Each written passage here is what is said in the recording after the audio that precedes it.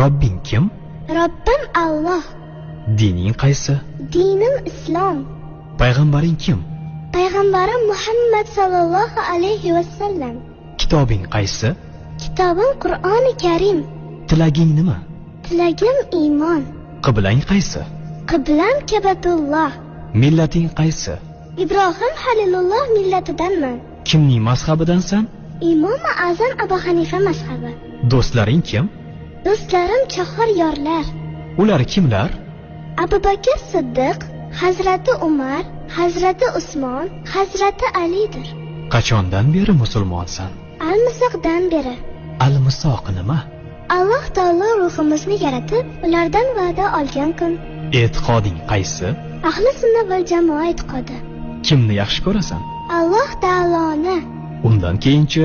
Payg'ambarimiz Muhammad alayhissalomni. Undan keyinchi?